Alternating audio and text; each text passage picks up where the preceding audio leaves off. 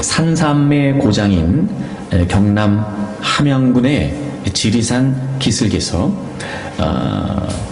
산양삼을 재배하고 있었던 40대의 이모 씨에게 일어난 사건입니다. 산양삼이라고 하는 건요, 산지에서 이제 씨나 혹은 묘삼을 뿌린 다음에 인공적인 시설이나 혹은 비료가 없이 그대로 그냥 재배된 것을 산양삼이라고 그러는데요. 그러니까 인삼하고는 또 이제 구별이 되고 이제 천연삼하고도 당연히 이제 구별이 되겠죠. 그런 산양삼을 재배하는 사람이었어요. 지난 16일 오전 10시에 있었던 일입니다. 이제 그 산양삼 재배지에서 작업을 하는 중에 갑자기 멧돼지가 나타난 거예요. 여러분 아시는지 모르겠지만 멧돼지는 굉장히 위협적입니다. 그리고 사람들을 공격하기도 하거든요. 그러니까 이제 이 사람이 그 재배지에 있다가 일을 하다가 갑자기 멧돼지가 나타나니까 이제 피했겠지요. 숨느라고 피했는데 거기에서 글쎄 천종산삼, 자연산 삼삼을 8뿌리를 발견하게 된 거예요.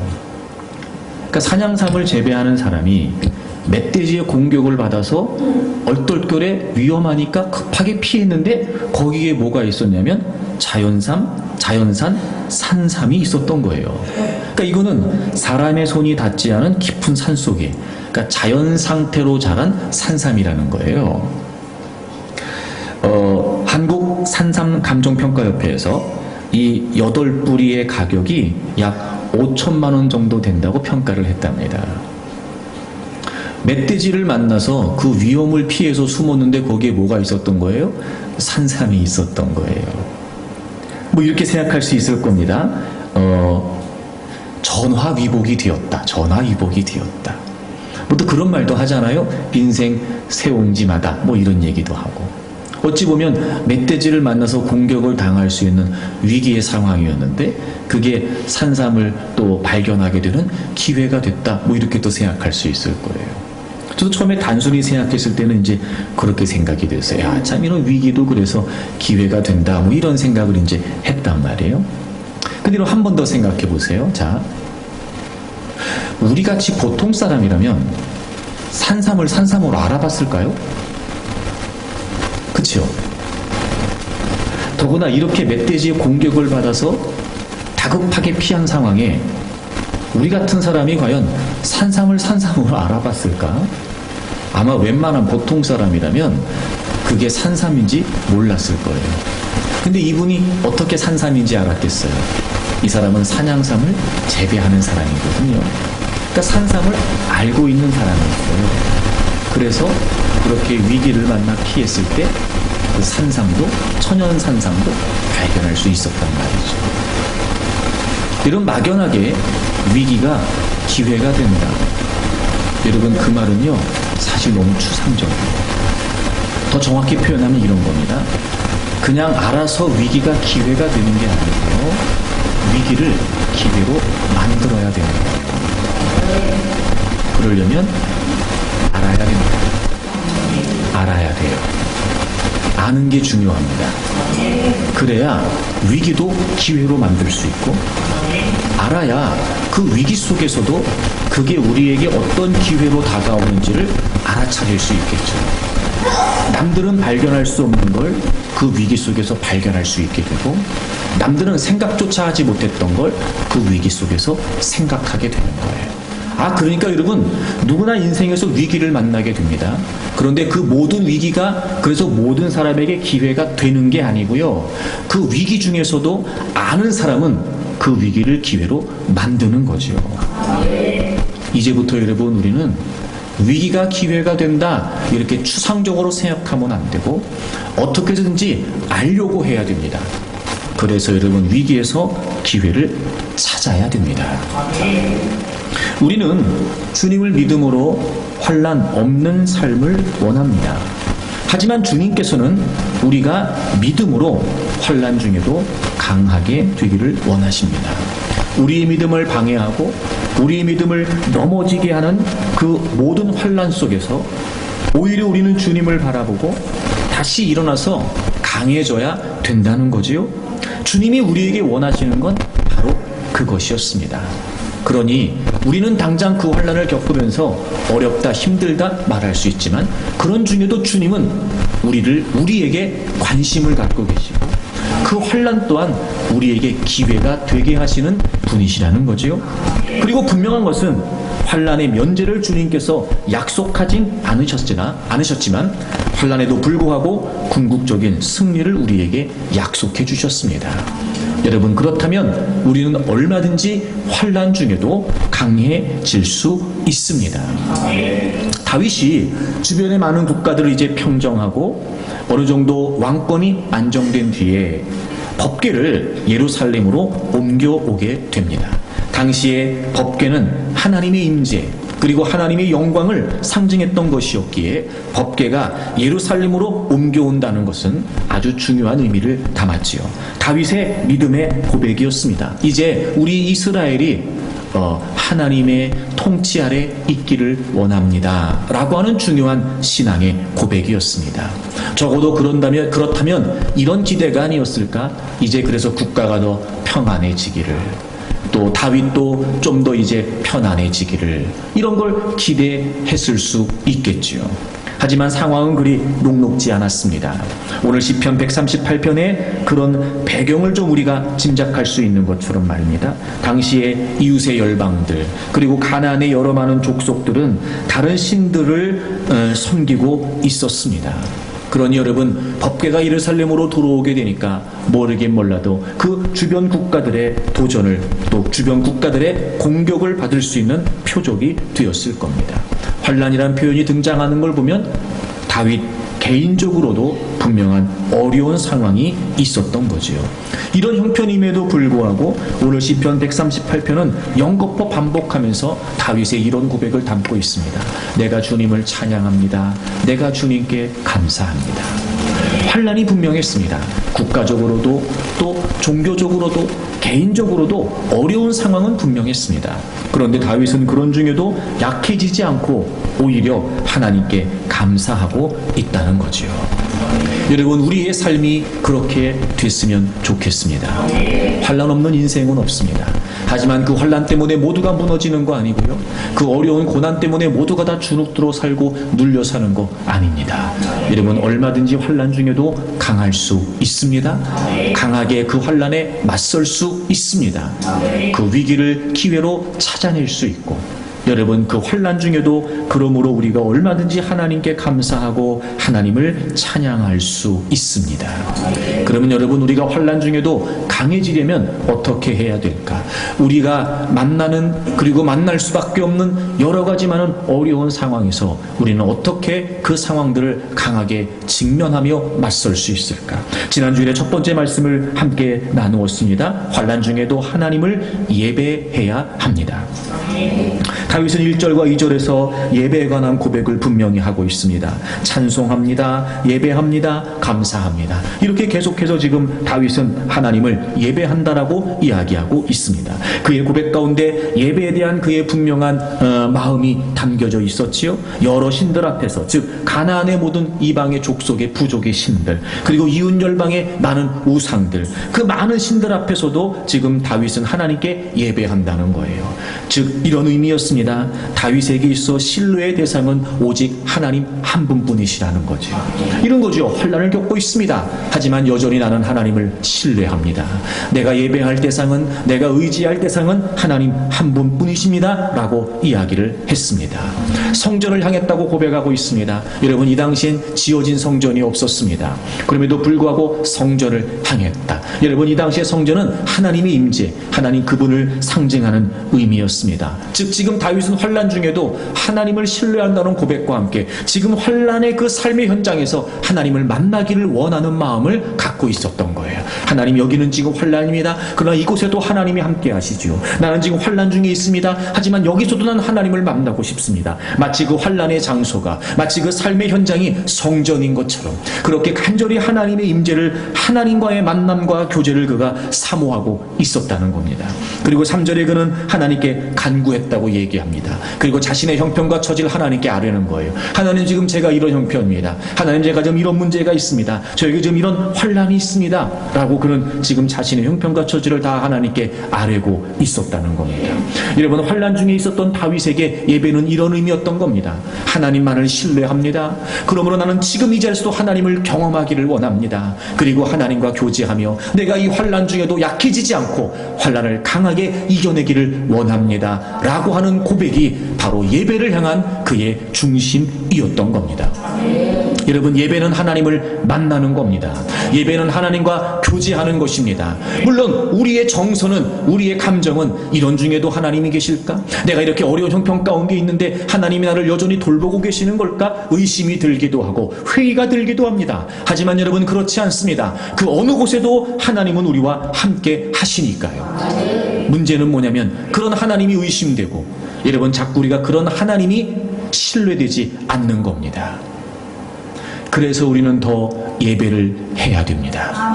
그래서 다윗은 자신의 의지를 드러냅니다. 내가 예배합니다. 내가 찬양합니다. 내가 감사합니다.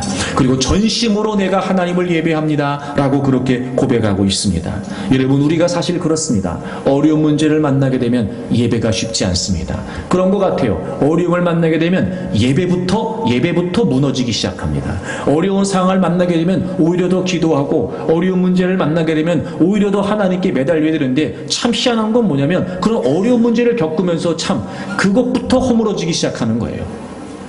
여러 가지 이유가 있겠죠. 여러 가지 형편이 있겠죠. 근데 대부분 여러분, 우리는 그 상황 때문에 주어지는 감정이 앞서, 지금은 그거 할 맛이 안 나. 지금은 그렇게 할 기분이 아니야. 내가 지금 이런 형편에 뭘 하겠어. 점점 그렇게 예배를 소홀히 여기게 되는 겁니다. 여러분, 그런데요, 우리가 환난 중에 하나님께 예배하지 않으면 우리가 강해질 수 없습니다. 그러니 우리는 더 의지를 가지고 그럴수록 하나님을 예배하기 위해 힘써야 됩니다. 특별히 여러분, 다윗은 지금 전심으로 하나님을 예배한다라고 얘기하고 있죠. 여러분, 사람과 사람 사이에서도 그렇습니다. 이 만남이라는 거 말이죠. 이 교제라고 하는 것은요, 진정성에서부터 비롯합니다. 진정성이 없다면, 즉 마음이 담기지 않는다면 여러분, 그 만남을 통해 친밀한 교제는 이루어질 수 없습니다.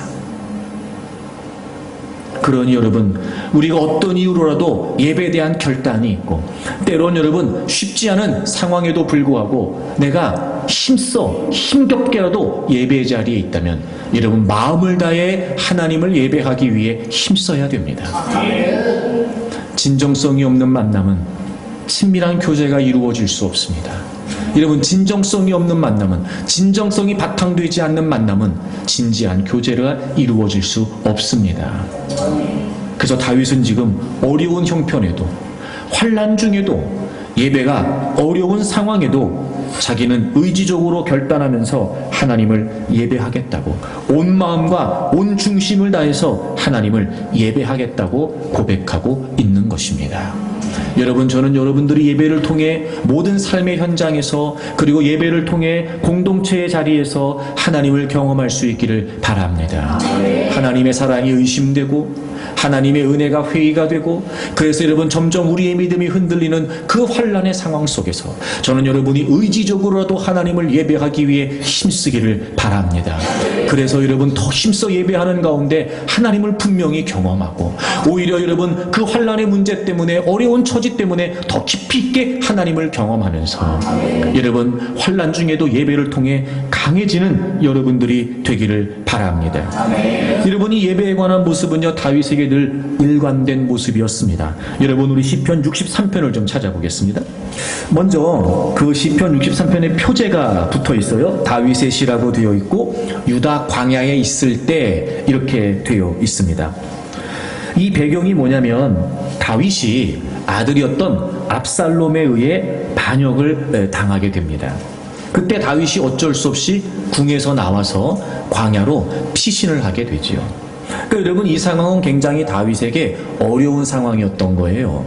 일단 자신의 왕권이 위협을 받았다는 것도 어려운 일이겠거니와, 근데 그 위협의 상대가 누구였냐면 자기 아들이었던 거예요. 아들이 아버지를 몰아내겠다고 공격을, 반역을 하게 되고, 아버지는 어쩔 수 없이 궁을 비우고 광야로 쫓겨나오게 된 겁니다. 그러니까 상황도 그렇지만 마음도 굉장히 힘들었을 거예요. 이제 그런 상황에서 다윗이 하나님께 고백을 하게 됩니다.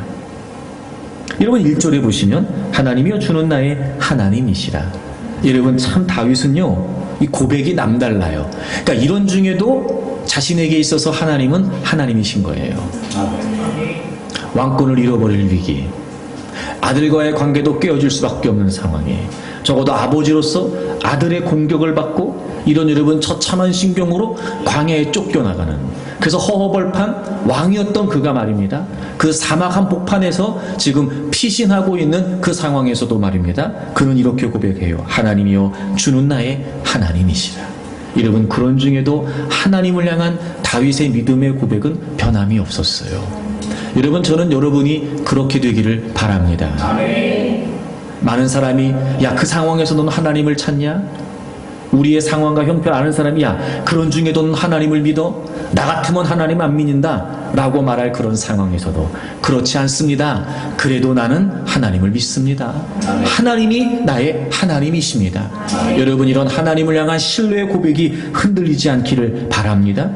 그래서 그는 그렇게 고백을 해요. 내가 간절히 주를 찾되 물이 없어 마르고 황폐한 땅에서 내 영혼이 주를 갈망하며 내 육체가 주를 앙모하나이다. 여러분, 반복되는 표현을 통해서 다윗의 지금 심정이 무엇을 원하는지를 알 수 있어요. 내가 주를 찾되, 내가 주를 찾되, 내 영혼이 주를 갈망하, 내가 주를 갈망한다.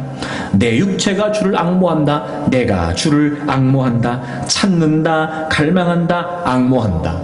여러분, 이렇게 다 모든 것을 잃어버린 채 아들의 공격을 받고 광야로 쫓겨나와야 했던 다윗이 여전히도 그 광야 한 복판에서 지금 누구를 찾아요? 하나님을 찾아요.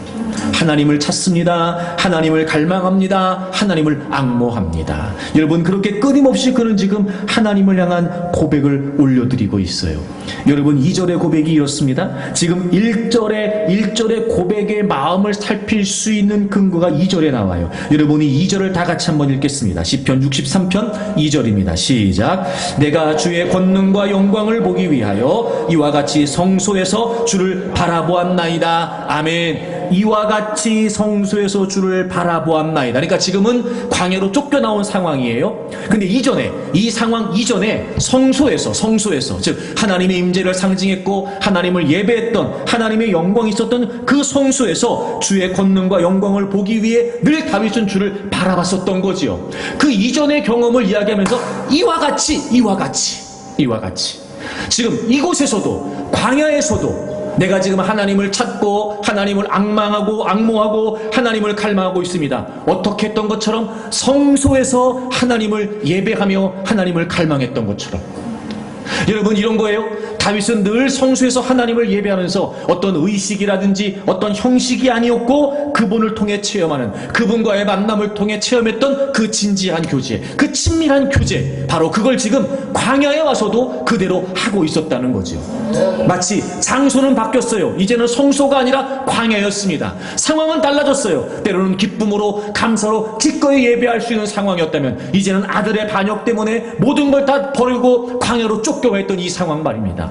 그런 중에도 다윗은 변함이 없었습니다. 그때 그렇게 내가 하나님의 영광을 기대하며 그때 내가 하나님과 교제했던 것처럼 지금 나는 광야지만 하나님, 이 광야가 성소입니다. 저에게는 하나님, 지금 이런 환난이지만 이 환난의 자리가 저는 또 다른 예배의 자리가 됩니다. 그리고 제가 늘 하나님의 영광과 하나님의 임재를 기대했던 것처럼 오늘 이 광야의 자리에서도, 오늘 이 환난의 자리에서도 제가 하나님의 임재를 사모합니다.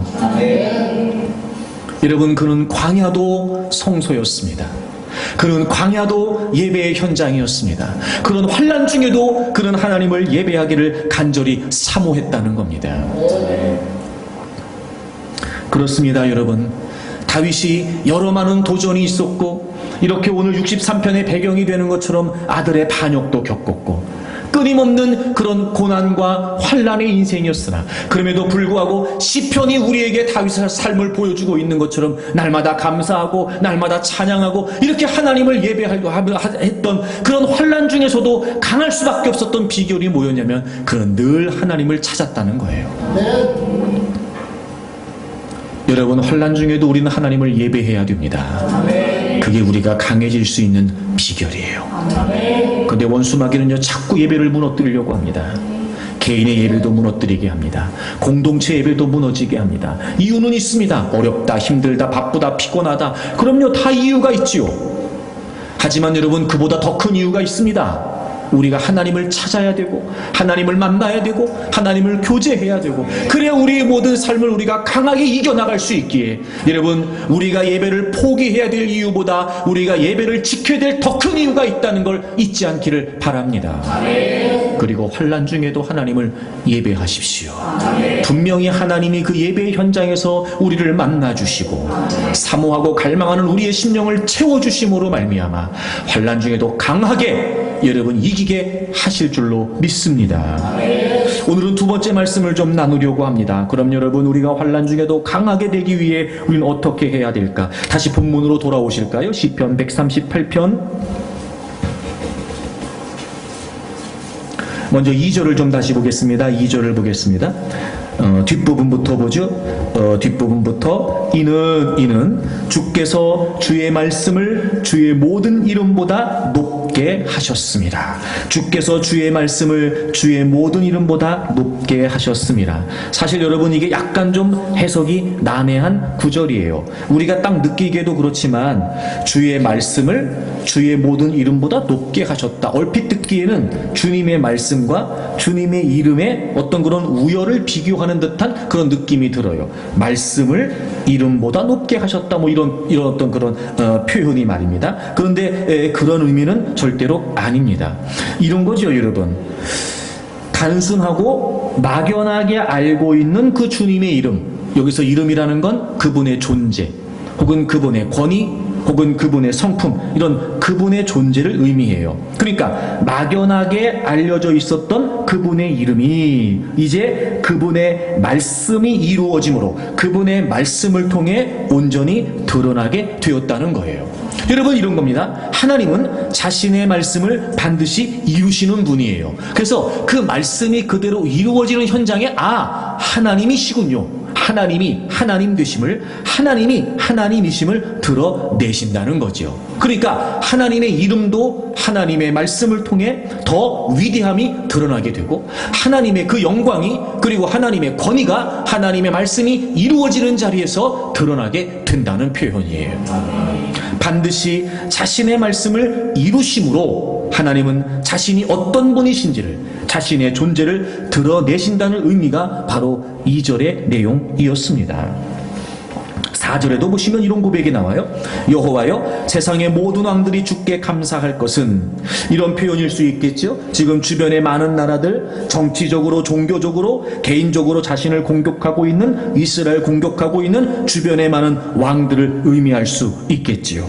그 모든 왕들은 주께 감사하게 된다는 거예요. 이유가 뭐였냐면 그들이 주의 입의 말씀을 듣는다는 거예요. 여러분, 여기서 주의 입의 말씀이라는 건 주님이 하신 말씀이라는 걸 강조하는 거죠. 여러분, 주님의 말씀이라는 건 주님의 입으로 하신 말씀이에요. 근데 그걸 또 반복해서 주의 입으로 하신 말씀이라는 건 주님이 하셨다, 주님이 말씀하셨다, 즉 주님이 약속하셨다는 걸 강조하는 거예요. 근데 주님이 하시는 말씀을 그들이 들었다라고 하는 이 표현 말입니다. 이 들었다라고 하는 표현이 무슨 의미냐면 이루어진 것처럼 표현이 된 거예요. 앞으로 장차 일어날 일들이 마치 이미 이루어진 것처럼 그들이, 열방의 왕들이 주님의 말씀을 들었다는 거예요. 그러니까 아직 이루어지지 않은 주님의 말씀인데 그들이 그 말씀이 이루어진 것처럼, 마치 그 말씀이 다 이루어진 것처럼 그들이 감사하게 될 것이라는 거죠. 다윗은 지금 하나님의 약속의 말씀이 반드시 이루어질 것이라는 걸 확신하고 있는 거예요. 여러분, 우리가 환난 중에도 어떻게 강할 수 있을까? 우리가 만나는 모든 환난을 우리가 어떻게 강하게 맞서 이겨낼 수 있을까? 하나님의 말씀을 붙들어야 됩니다. 여러분, 이스라엘을 향하신 분명한 하나님의 기대, 하나님의 약속이 있었습니다. 다윗의 자손 예수 그리스도를 이 땅에 보내셔서 이런 모든 민족과 열방을 구원하실 메시아, 그 예수 그리스도가 바로 이스라엘을 통해서 오신다는 거죠. 여러분, 그 기대가 분명히 그들에게 있었습니다. 근데 지금 모든 열방들에게 공격을 받고 있습니다. 정치적으로 위협이 있습니다. 그래서 여러분, 지금 이스라엘은, 다윗은 그 모든 열방의 왕들로부터, 그 부족들로부터 지금 공격의 대상이 되고 있습니다. 하나님의 약속이 우리나라에 이루어질까? 메시아를 보내주시겠다고 했던 이 약속이 과연 이루어질 수 있을까? 그게 얼마나 불안한 상황이겠어요. 여러분, 앞날을 예측할 수 없을 만큼 과연 이 사실이 그대로 이루어질까? 우리나라에 또 우리 조국에 주신 하나님의 약속이 이루어질까? 이렇게 의심되는 상황에 다윗은 여전히도 지금 고백하고 있는 거예요. 그렇지 않다는 거예요. 그래도 하나님의 말씀은 확실하게 이루어진다는 거죠. 하나님의 약속의 말씀을 지키심으로 하나님은 하나님 자신을 드러내실 것이며, 그때 모든 민족과 열방들은 하나님께 감사하게 될 것이라는 겁니다. 그렇습니다. 여러분, 다윗은 지금 하나님의 말씀이, 하나님의 약속이 그대로 이루어질 것을 확신하고 환난 중에도 하나님의 말씀을 붙들고 있는 거예요. 아멘. 이런 거 아니었을까? 그가 이런 환난의 자리에서 하나님께 예배하면서, 여러분, 그가 지금 하나님의 말씀 앞으로 달려가고 있는 거예요. 하나님 말씀 앞으로 막 가고 있는 거예요. 왜냐하면 주변에 보여지는 상황은 너무 의심이 되거든요. 너무 두렵거든요. 나라가 무너지진 않을까? 그러면 하나님의 약속의 말씀이 허물어질 텐데, 내가 이 환난 때문에, 내가 지금 받고 있는 이 고난 때문에 과연 나의 미래는 어떻게 될까? 그런 여러분, 그런 여러 가지 상황에 두려움과 불안한 마음이 컸을 겁니다. 그리고 그가 하나님을 예배하는 자리에서 그는 지금 하나님의 말씀에 대한 사모함이 있었던 거예요. 그 확실한 하나님의 말씀을 이루심으로 자신의 존재를 드러내시는 그 분명한 하나님의 약속을 또 오늘도 이 환난의 자리에서 다윗은 확인하기를 원했던 겁니다. 하나님, 그 약속대로 이루어 주십시오. 그 약속대로 이루어 주실 것이죠. 하나님, 제가 지금 그 말씀을 듣기를 원합니다. 그리고 그는 지금 환난 중에도 하나님의 말씀 앞으로 달려나와 하나님의 확실한 말씀 속에 다시 그가 하나님을 바라보기를 원했던 겁니다. 그래서 여러분, 5절을 보세요. 5절, 그들이 여호와의 도를 노래할 것은, 여기서 여호와의 도라고 하는 말은 하나님의 말씀 안에 담겨져 있는 하나님의 길, 즉 하나님의 뜻이나 혹은 하나님의 계획을 의미해요. 그 하나님의 도를 노래하게 된다는 거예요. 그래서 하나님의 영광이 크시다는 거죠. 여러분, 하나님이 그 하나님 말씀 속에 담아두신 그 하나님의 계획과 하나님의 뜻대로 이루심으로 말미암아 그 광경을 본 모든 사람들은 하나님의 영광을 인정하지 않을 수 없고 하나님을 찬양하지 않을 수 없게 된다는 거죠. 역시 여러분, 이 5절의 고백 또한 하나님의 말씀대로 반드시 이루어질 것이라고 하는 그 하나님의 신실하신 말씀을 믿었던 다윗의 고백이 담겨져 있는 거예요. 그렇습니다. 여러분, 우리는 환난 중에도 하나님의 말씀을 붙들어야 됩니다. 왜냐하면 하나님의 말씀은 반드시 이루어지는 진리이기 때문에 그렇습니다. 우리가 때로는 환난 때문에 흔들립니다. 예기치 못한 어려운 상황을 만나게 되면 우리도 불안해지기 시작합니다. 여러분, 그때 우리가 붙들어야 될 것은 흔들리지 않는, 어떤 상황에서도 확실한, 확정된 그런 하나님의 말씀을 붙들게 되면 아무리 우리의 상황들이 우리를 뒤흔들려고 해도 하나님의 말씀은 흔들림이 없으니까, 그 흔들림이 없는 반드시 이루어진 하나님의 말씀만 우리가 붙들게 되면, 그래서 우리가 그 하나님 말씀에 붙들리게 되면 여러분, 우리가 흔들리지 않습니다. 그러니 우리는 환난 중에도 강할 수 있다는 거지요. 이런 무엇보다 우리는 그래서 말씀이 확실하고 말씀이 변함없는 진리라고 하는 사실을 우리가 확신해야 됩니다. 말씀이 어떤지를 알아야 그 말씀의 의미를 따라 우리가 그 하나님 말씀을 붙들 수 있게 되는 거예요. 근데 우리는 교회를 출입하고 신앙생활을 오래 하면서 말씀과는 점점 익숙해지고 있는지 모르지만, 그러나 우리가 그 말씀의 소중한 의미를 놓치고 있는 건 아닐까. 때론 여러분, 하나님의 말씀이 확실하다, 여러분 우리조차도 의심하고 있는 건 아닐까. 요즘 같은 시대에 확인되지 않는 떠돌아다니는 정보들은 듣고 그거는 쉽게 믿으면서도 말입니다. 우리가 하나님의 말씀을 믿는다는 건 왜 그리 어려운지, 하나님의 말씀을 확실한 하나님의 말씀으로 신뢰한다는 게 뭐가 그렇게 힘든 일이 됐는지, 여러분, 우리가 얼마나 아이러니하냐면요, 이순신 장군을 다 믿으시죠, 여러분? 이순신 장군이 실존했던 인물이라고 다 믿으시죠, 여러분? 자, 이 중에서 이순신 장군 본 사람 손 들어보세요. 본 사람 손 들어보세요. 아니, 안 본 걸 어떻게 믿어? 안 본 걸 어떻게 믿어요? 그죠, 여러분? 뭐, 여러분, 그 유명한 그 일화 있잖아요. 뭐, 아직도 내게는 12척의 배가 있습니다. 여러분, 그거 다 믿어요, 안 믿어요? 그 말 직접 들어본 사람 손 들어보세요. 들어본 사람 손 들어봐. 없잖아요, 여러분. 근데 우리가 그거 믿어요, 안 믿어요? 믿어요. 여러분, 우리의 믿음이 얼마나 분명한지 아십니까? 요즘은 여러분, 모르는 길을 찾아갈 때 다 내비게이션 켜잖아요, 여러분. 근데 종류도 무지 많습니다, 여러분. 나는 그 길을 몰라요. 거기를 몰라. 그래서 어떻게 가는지를 몰라. 근데 여러분, 우리는요, 내비게이션을 검색해가지고요, 경로를 딱 여러분 설정해 놓고 이제 시작 그러잖아요. 그러면 그거를요 100% 확신합니다. 얼마나 잘 믿는지 몰라요, 우리가, 여러분. 근데 희한하죠? 그만큼도 하나님 말씀을 안 믿어요. 그만큼도 하나님 말씀을 신뢰하지 않아요. 참 희한해요, 여러분. 그러니 우리가 하나님 말씀을 들고 다니고 하나님 말씀을 익숙해지는지 모르지만, 듣는 건 듣는 거고 익숙한 건 익숙한 건데 믿는 건 내가 알아서 믿는 거예요. 적어도 우리가 하나님 말씀을 대할 때 말입니다, 이 말씀이 하나님의 말씀이다 라고 하는 의식만 있어도 오히려 때로는, 아니 이런 상황에서도 어떻게 말씀만 얘기합니까? 아니 이런 형편을 보면서도 지금 말씀으로 얘기를 하세요? 라고 하는 이야기가 이해는 될지 모르지만, 그래서 적어도 그 상황에 하나님의 약속의 말씀이 의심되는 상황은 우리의 정서로 까짓거 그렇자 100번 양보해서 그럴 수 있다 라고 생각은 할 수 있지만, 오히려 그렇다면 야, 내가 왜 이런 상황에도 확실한 하나님 말씀을 믿지 못하는 걸까? 믿지 못하는 우리의 불신된 마음을 가지고 자책을 하고, 그것 때문에 여러분 우리가 하나님 앞에서 부끄러워할 줄 알아야 되는데, 마치 이제는 하나님의 말씀이 아무런 의미가 없는 것처럼 세상에서 그렇게 하나님 말씀을 진리라고 인정하지 않고 많은 사람들이 하나님 말씀이 쓸데없다고 말하고 아무 소용없다고 그러고 아무 가치가 없다고 말하는 게 우리에게도 그대로 적용이 되는 듯하게, 그들이 하는 말 앞에 아무런 말도 하지 못하고 그들의 논리와 세상의 이치를 주장할 때, 그렇지 않습니다. 하나님 말씀은 이렇습니다. 하나님 말씀이 진리입니다. 지금까지 내 삶을 하나님 말씀을 통해 한 번도 어김없이 하나님은 분명히 하나님 말씀대로 이루어 주셨습니다. 난 지금도 하나님 말씀이 진리라고 믿습니다. 난 여전히 하나님 말씀은 살아계신 하나님 말씀대로 하나님의 말씀이라고 믿습니다. 라고 주장하지 못하냐 말이에요. 그것 때문에 여러분 우리가 괴로워해야 되고, 왜 이렇게 확실한 하나님 말씀을, 하나님이 하신 말씀이고 그 하나님이 확실하시고 그 하나님이 불변하시기에 하나님이 하신 말씀은 확실하다, 이걸 믿지 못하는 나 때문에, 이걸 믿지 못하는 우리 때문에 그게 더 괴로워야 되고 그게 더 가슴 아파야 되는데, 여러분 이제는요 하나님 말씀이 진리라고 하는 것, 더더군다나 하나님 말씀이 절대적인 기준과 가치가 된다는 거 다 허물어지니까 우리도 허물어지는 겁니다.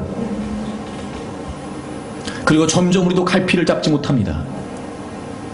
점점 우리도 뭘 어떻게 되는지를 모릅니다. 여러분 그거 아십니까?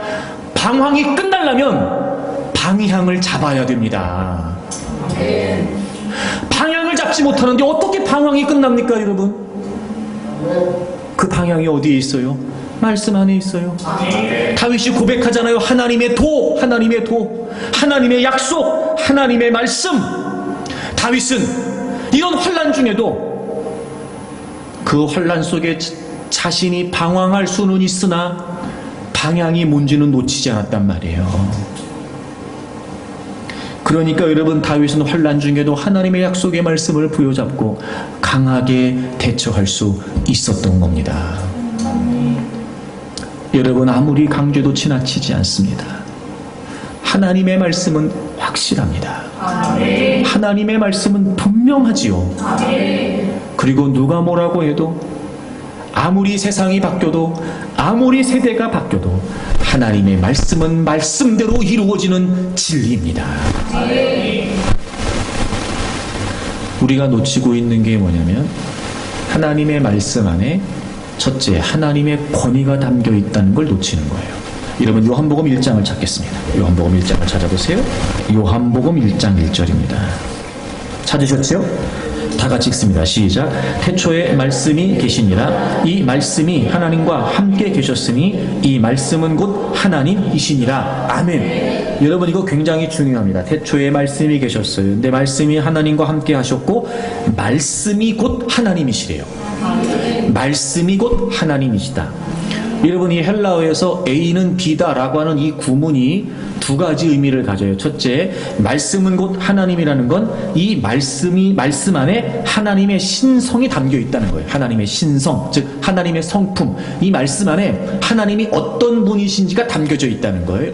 두 번째, 말씀은 곧 하나님이다. 말씀이 하나님이다. 이 말은 무슨 말이냐면 신격이 담겨 있다는 거예요. 이런 말씀 안에는 하나님의 신성만 있는 것이 아니라 하나님의 신격이 있다는 거예요. 여러분, 우리가 하나님 말씀을 대할 때 정말 중요한 태도 중에 하나가 뭐냐면 이 하나님의 말씀을 하나님의 권위로 받아야 된다는 거예요. 여러분, 하나님 말씀은 참고서가 아니에요. 여러분, 하나님 말씀은 우리가 적당히 우리가 알아서 취사 선택할 수 있는 참고서가 아니라고. 없으면 안 되는 교과서와 같아요. 물론 여러분, 요즘은 교과서도 여러 종류가 있긴 하지만 옛날에는 그렇지 않았거든요. 오히려 교과서는 하나였고 참고서가 여러 가지였죠. 그것처럼 여러분, 하나님 말씀은요, 우리가 인생을 살아가는 여정에 있어서 말입니다. 더더군다나 믿음으로 살아가는 여정에 있어서 적당히 필요에 따라 우리가 취사 선택하여 할 수 있는 참고서가 아니라고. 여러분, 하나님 말씀은 절대적인 교과서입니다. 왜요? 이 하나님의 말씀에 하나님의 권위가 담겨져 있거든요. 말씀을 권위로, 말씀을 하나님의 권위로 받을 때 그게 여러분 우리의 믿음인 거예요. 왜 여러분, 마태복음 15장에 보면 가나안 여인의 이야기가 나와요. 마가복음 7장에 보면 이 여인이 수로보닉의 여인이라고 되어 있는데 이방이라는 건 이방이라는 의미예요. 수리아에 속한 페니키아인이라는 거거든요. 그러니까 히브리인이 아니고 유대인이 아니고 이방인이라는 거예요. 딸이 귀신이 들렸잖아요. 그 주님께 와서 도움을 요청해요. 주님 좀 도와주십시오. 근데 처음에는요, 주님이 들은 척도 안 하셨어요. 성경에 보니까 주님이 아무 대답도 안 하셨다라는 걸 보면 못 들으신 게 아니라 들으셨는데 얘기 안 하신 거예요. 그때 제자들이 워낙 간절하게, 그러니까 주님 저 사람 뭐라고 얘기하는데 좀 들어주셔야 되는 거 아니에요? 오히려 제자들이 그랬어요. 그래서 예수님께서 나는 이스라엘의 잃어버린 양 외에는 이방인이니까 이 여자가 난 이스라엘 백성들을 위해서만 왔다고 이런 말씀을 하세요. 물론 그렇지 않으셨죠. 그때 이 여인이 그래도 자기를 좀 도와달라고 다시 주님에게 도움을 요청해요. 근데 예수님이 유명한 말씀하시잖아요. 우리도 잘 알잖아요. 자녀의 떡을 취해서 개들에게 던질 수 없다는 거예요. 그러니까 이스라엘 백성들은 자녀이고 이방인은 지금 주님이 뭐라고 취급하신 거예요? 개라고 취급하신 거예요. 게다가 지금 이 여자 면전에 두고 자녀의 떡을 취해서 개에게 던질 수 없다 이런 말씀을 하세요. 그때 이 여인이 우리가 알고 있는 것처럼 개들도 상에서 떨어지는 부스러기라도 먹지 않습니까? 이런 얘기를 한단 말이에요. 근데 이 여인이 그 이야기를 하기 전에 이 얘기를 먼저 해요. 주여, 옳습니다. 주님, 옳습니다. 그런데 개들도 주인의 상에서 떨어지는 부스러기를 먹습니다. 이 얘기를 해요. 물론 이 두 고백 다 저는 굉장히 큰 믿음의 고백이라고 생각이 되는데 저는 앞에 말이 더 크다고 생각이 돼요. 이런 거예요. 주님은 지금 이 여인을 너는 이방인이니까 나하고 상관없어. 너는 이방인이니까 나하고 상관없어. 마치 개로 비유하시면서 말입니다. 우리 같으면 화가 나지 않겠습니까? 소위 요즘 말로 말하면 구타유발, 분노 유발 말투라니까요, 여러분. 참 주님 괜찮은 분인 줄 알았는데, 주님 훌륭한 분인 줄 알았는데, 이런 식으로 인정차별을 하고 이런 식으로 남녀 차별을 하고 참 안 되겠네요. 그리고 화나고 갈 수도 있는 거 아니에요? 근데 여인이 처음에 뭐라고 얘기하냐면 주님 맞습니다. 이 무슨 말이에요? 주님이 하시는 말씀이 틀리지 않다는 거예요. 주님이 하시는 말씀이 맞다는 거예요. 이런 거죠. 적어도 주님이 하시는 말씀이라면 틀릴 리가 없습니다. 그러니까 자신의 존재를, 이방인이 자신의 존재를 인정하는 데 있어서 그래서 부스러기라도 주십시오라고 말했던 이 여인의 근본적인 생각이 뭐였어요? 주님이 하시는 말씀은 틀리지 않다는 거예요. 자신에 대한 얘기라도, 자신을 비하하는 얘기, 남들 같으면 기분 나빴을 얘기, 남들 같으면 화가 났을 얘기인데도 주님이 하신 말씀인데 틀릴 리가 있겠습니까? 맞습니다. 내가 그런 사람입니다. 그래서 주님이 여인에게 말씀하셨어요. 내 믿음이 크도다 그랬어요. 믿음이 크다고 하신 말씀이 뭘까? 주님이 하시는 말씀이 틀리지 않다는 걸 그대로 믿고 수용한 거예요. 아멘. 여러분, 우리가 자꾸 하나님 말씀을 대할 때마다 뭘 놓치는지 아십니까? 여러분, 이 말씀은요, 그래요, 우리가 펼쳐서 우리가 읽고 우리가 알고 그래서 우리가 적용하고 우리가 순종하고 그래요, 맞아요. 근데 마치 그것이 내가 선택할 수 있는 것처럼 우리가 오해한단 말이에요. 그게 아니에요, 여러분. 적어도 하나님의 말씀은 하나님이 하신 말씀이라는 게 우리에게 분명하다면 우리가 하나님이 어떤 분이신지 알기에 우린 그분의 권위로 받아야 되는 거예요. 내 마음에 안 맞아도, 내 판단에 안 맞아도, 내가 하고 싶은 것하고 어긋나도, 내 감정에 안 맞아도, 내 기분에 안 맞아도, 그렇지 하나님의 말씀이 틀릴 리가 없습니다. 그럼요, 하나님 말씀은 정확하시죠. 여러분, 설사 말씀을 듣자마자 그 말씀이 기쁨으로 수용이 되지 않을 수 있고, 이런 말씀을 듣자마자 내 생각이 확 바뀌지 않을 수도 있죠. 난 이렇게 생각하는데, 난 이걸 원하는데, 난 이게 맞다고 생각하는데 왜 하나님은 말씀을 통해 이렇게 하시는 걸까? 의문이 들 수도 있어요. 하지만 여러분, 의문이 들 때 우리가 풀어갈 수 있는 방법이 뭐예요?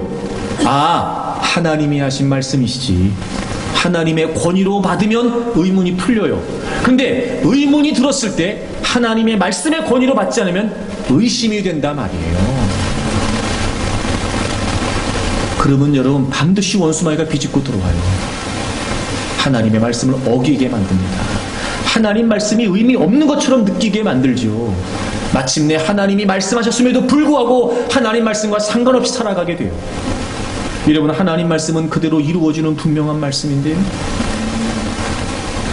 그런 여러분, 하나님의 말씀을 하나님의 권위로 받아야 됩니다. 그런데 여러분 보세요. 하나님이 이 하나님의 말씀의 권위를 세우시기 위해 어떻게 했는지 아세요? 요한복음 1장 14절을 보세요. 14절을 보세요. 말씀이 육신이 되어 우리 가운데 거하시매. 말씀이, 이제 그 말씀이 하나님, 곧 하나님이라고 표현됐던 그 말씀이 육신이 되어 우리 가운데 거하신대요. 이게 누구 얘기하는 거예요? 예수님 말하는 거예요. 그러니까 하나님 말씀은 확실해요. 근데 그 하나님 말씀이 확실한 그 말씀의 성취를 하나님께서는 예수 그리스도를 통해서 확증해 주신 거예요. 그리고 그 말씀이 어디에 있대요? 말씀이 육신이 되어 어디 있어요? 우리 가운데. 여러분, 이게 이런 의미예요. 자, 예레미야 31장을 찾아보세요. 예레미야 31장. 말씀이 육신이 되어 우리 가운데 거한대요. 여러분, 예레미야 31장 찾아보세요. 31절 보세요. 여호와의 말씀이니라. 보라, 날이 이르리니 내가 이스라엘 집과 유다 집에 새 언약을 맺으리라. 옛 언약이 아니었던 새 언약. 옛 언약이 뭐냐? 32절. 이 언약은 내가 그들의 조상들의 손을 잡고 애굽 땅에 인도하여 내던 날에 맺은 것과 같지 않다. 하나님이 이스라엘 백성들을 출애굽하시고 시내 산에 이끄신 다음에 모세를 통해 십계명을 비롯한 다양한 많은 율법을 주셨잖아요. 그때 맺으셨던 그 약속, 그게 옛 언약이에요. 그 언약과 달리 우리와 함께 새 언약을 맺으시겠다는 거예요. 33절 다 같이 읽습니다. 33절 시작. 그러나 그날 후에 내가 이스라엘 집과 맺을 언약은 이러하니 곧 내가 나의 법을 그들의 속에 두며 그들의 마음에 기록하여 나는 그들의 하나님이 되고 그들은 내 백성이 되니라. 아멘. 우리의 속에, 우리의 마음에 두시겠대요. 여러분, 말씀이 육신이 되어 우리 가운데 거하신다는 게 이게 무슨 말이냐? 하나님이 우리에게 새 언약을 주신 거예요. 그래서 그 새 언약을 통해서 이제 하나님의 말씀을 우리 안에, 우리 속에 두신다는 거죠. 여러분, 말씀이 육신이 되어 우리 가운데 오셨어요. 이게 무슨 말이냐? 하나님께서 우리에게 새 언약을 주시기로 하셨어요. 그 새 언약이 예수 그리스도를 통해 이루어져서 우리 안에 말씀이 우리 안에 거하게 된 거예요. 말씀이 우리 속에 기록된 거라고요. 여러분, 우리는 이 새 언약을 그냥 믿으면 되잖아요, 여러분. 근데 이 새 언약이 어떻게 주어졌냐면요. 자, 히브리서 9장을 가보세요. 히브리서 9장. 여러분, 이 새 언약이라는 게 우리에게는 그냥 주어졌는데 이게 그냥 주어진 언약이 아니에요. 여러분, 히브리서 9장을 찾아보겠습니다. 15절에 보시면 이로 말미암아 그는 새 언약의 중보자이시니. 여러분, 새 언약 나왔네요. 여기서 그는 예수님이에요. 예수님이 하나님이 우리하고 맺으신 그 새 언약에 뭐가 되셨대요? 중보자가 되셨대요. 여러분, 다시 말하면 하나님이 우리에게 새 언약을 주셨어요. 이제 하나님 말씀을, 그분의 말씀을 우리 속에 두시겠다는 거예요. 근데 그게 누구를 통해 맺어진 언약이었어요? 예수님을 통해 맺어진 언약이었어요. 그 예수님 어떻게 하셨어요? 이는 첫 언약 때 범한 죄에서 속량하려고 첫 번째 언약을 제대로 지키지 못했던 그 죄를 지었던 우리를 속량하시기 위해서 어떻게 하셨어요? 죽으셨어요. 여러분, 새 언약이 우리에게 어떻게 주어졌는지 압니까? 말씀이 우리 속에, 말씀을 우리 안에, 말씀을 우리에게. 여러분, 이 새 언약이 어떻게 주어졌어요? 예수님이 죽으셨습니다. 피를 흘리셨어요. 자신의 목숨을 내던지셨어요. 물과 피를 다 쏟아내시고 모욕과 멸시의 천대를 다 받으시면서 예수님 자신의 목숨을 던져주셨어요. 여러분, 하나님과 우리 사이의 이 새 언약, 말씀이 우리 안에 기록되고 말씀이 우리 속에 기록되는, 우리에게 말씀을 주셨던 이 말씀이 어떻게 우리에게 주어졌냐? 예수 그리스도께서 자신의 목숨을 내놓으시고 우리에게 말씀을 주신 거란 말이에요. 여러분, 하나님의 말씀에 하나님의 권위가 있습니다. 근데 그 하나님은 권위를 세우시기 어떻게 하셨어요? 자신의 하나밖에 없는 아들을 희생시키셨어요. 우리 안에 말씀을 두시려고, 우리 안에 하나님 말씀을 두시려고, 우리의 죄를 용서하시기 위해 예수님을 십자가에 못 박으셨다고요. 여러분, 우리가 이 말씀을 어떻게 들었는지 아십니까? 우리에게 어떻게 주어졌는지 아세요? 어떻게 이 말씀이 우리의 심령에 새겨지고 어떻게 말씀이신 예수 그리스도가 우리 안에 거하게 되신 줄 아십니까? 그분이 십자가에서 죽으셨기 때문이에요. 그냥 주어진 거 아닙니다, 여러분. 거저 주어진 거 아닙니다, 여러분. 적어도 우리가 하나님 말씀을 들을 때, 적어도 우리가 하나님 말씀을 읽을 때, 적어도 우리가 하나님 말씀을 대할 때, 이 말씀이 내 심령 속에 깨달아지고 이 말씀이 내 영혼의 양식이 된다는 우리가 의식이 있을 때마다, 이 말씀을 나에게 주시기 위해 예수 그리스도께서 새 언약을 주시기 위해 자신의 몸을 찢으셨구나, 자신의 피를 흘리셨고 자신의 목숨을 버리셨단 말입니다. 근데 어찌 우리가 하나님 말씀을 소홀히 여길 수 있으며 목숨 같은 하나님 말씀을, 하나밖에 없는 예수 그리스도를 십자가에 내던지시고 우리의 심령 속에 말씀을 새겨주신 이 소중한 하나님 말씀을 우리가 어찌 우습게 여길 수 있으며 어찌 우리가 안 믿을 수 있고, 목숨을 걸고 우리에게 주신 하나님 말씀을 어떻게 우리가 소홀히 여길 수 있겠냔 말이에요.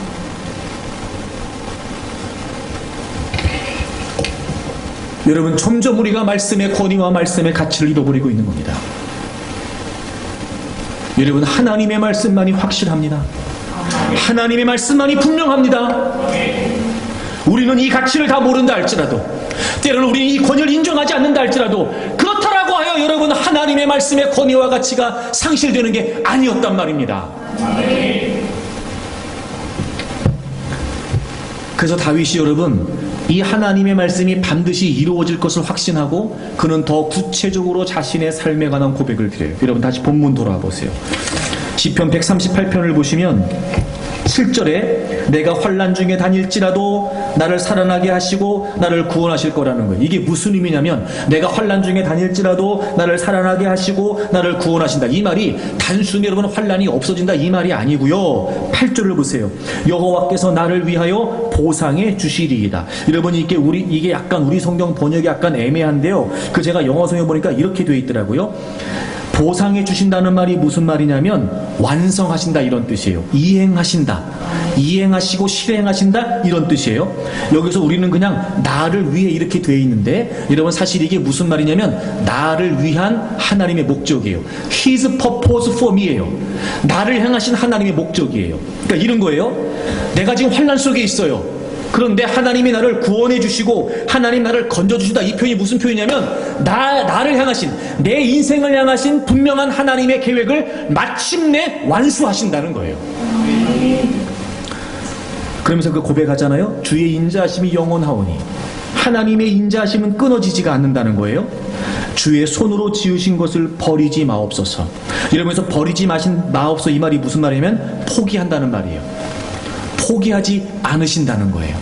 여러분 다윗이 뭘 믿었냐면 지금 자기는 환난 중에 있어요. 하지만 자신을 향하신 분명한 하나님의 뜻이 있다는 걸 그는 확신하고 있었지요. 그래서 하나님께 고백하는 거예요. 하나님 저 건져주실 거지요? 저 구원해 주실 거지요? 이게 무슨 고백이에요? 하나님 저를 향하신 분명한 하나님 목적이 있으시지요? 이 환난 속에 하나님의 뜻이 반드시 있지요? 하나님 그거 포기하지 않으시지요? 그게 다 이루어지기까지 하나님 포기하지 않으시는 거지요? 하나님 다 완성하실 때까지 하나님 포기하지 않으실 것이요? 이 믿음의 고백을 드리고 있는 거예요.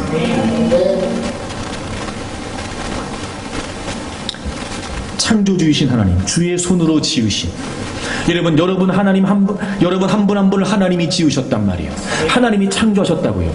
여러분을 향하신 분명한 하나님의 목적이 있단 말입니다. 여러분 하나님께서는요 그 목적을 다 완성하시기 전까지 결코 포기하지 않으십니다. 그 믿음이 다윗에게 있었던 거예요. 그래서 환난 중에도 구원하실 것을, 환난 중에도 자신을 건져주실 것을, 그러니까 마침내 하나님의 뜻대로 이루어주실 것을 다윗이 확신하고 있는 거예요. 여러분이 환난이라는 말을 찾아봤더니 이런 표현이더라고요. 틀 속에 집어넣고 짠다, 이런 뜻이더라고요. 틀 속에 집어넣고 짠다. 여러분 틀 속에 들어가는 것만 생각하면 너무 힘들잖아요. 근데 우리가 알아요. 틀 속에 집어넣고 짜면 뭐라도 나와요. 그죠? 고소한 참기름이 나오기도 하고 맛깔나는 들기름이 나오기도 하고, 여러분 틀 속에 집어넣고 짜면 나온단 말이에요. 이 환난이 이런 말이었어요. 그러니까 다윗은 그걸 믿었던 거예요. 자기는 지금 환난 중에 있어요. 하지만 이 환난이라는 과정을 통해서 반드시 하나님은 하나님의 뜻을 완성하실 거라는 거죠. 그러니까 환난은 완성을 위한 과정일 뿐이지. 그러니까 다윗은 환난 중에도 강할 수 있었던 거예요. 여러분 우리가 모르는 게 문제라니까요. 뭘 모르는지 모르는 게 문제라고요. 이런 위기가 어떻게 기회가 된다고? 알아야 기회가 된다고. 그러니까 위기 중에서도 우리는 알아야 기회를 찾을 수 있는 거죠. 어떤 사람은 위기가 위기로 끝나지만 어떤 사람은 위기를 기회로 맞는다니까요. 아니까요. 지금 다윗이 그런 거예요. 알잖아요. 자신을 향하신 하나님의 뜻을 안단 말이에요. 그리고 뭘 알아요? 하나님의 뜻이 완성될 때까지 하나님이 포기하지 않으실 것도 다윗은 알아요. 알잖아요. 그러니까 이 환난이 다윗에게는 위기가 아니에요. 오히려 이 환난이 하나님의 완성을 향해 가는 과정으로 그는 지금 기회로 만들고 있는 거예요.